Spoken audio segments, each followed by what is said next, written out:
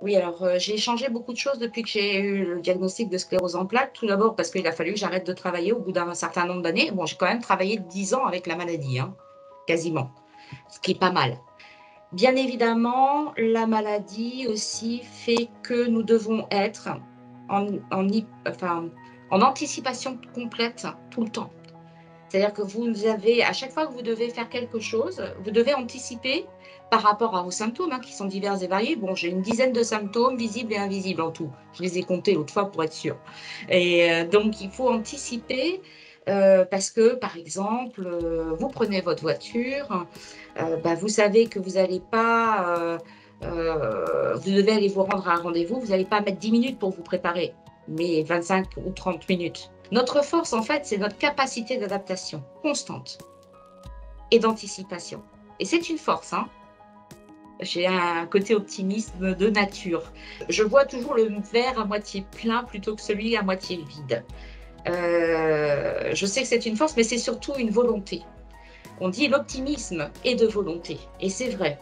Ça demande à se repositionner chaque jour en disant: «Bon, OK, alors ça je peux plus faire, c'est vrai, mais je peux encore faire ça» et je crois aussi que toutes les implications que je mets dans l'association Cet Avenir, dans mon association, mais aussi auprès de ma commune, de la communauté de communes, tous ces éléments-là, font que ça me booste en me disant: «Mais oui, mais tu es encore capable d'apporter quelque chose». Faut pas oublier que j'étais infirmière, donc j'étais là pour prendre soin des autres, au départ. Donc quelque part, je suis pas devenue infirmière par hasard. Ce souhait de prendre soin des autres, elle était inscrite en ma personnalité depuis plus longtemps.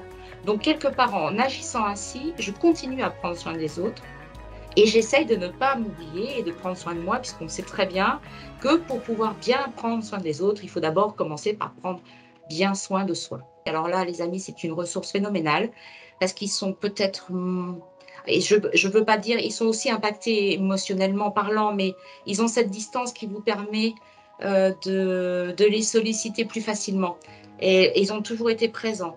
Donc j'ai énormément de chance, d'avoir eu, tous ces proches autour de moi et si je parle de mon entourage professionnel, c'est peut-être là où ça a été le plus compliqué pour moi.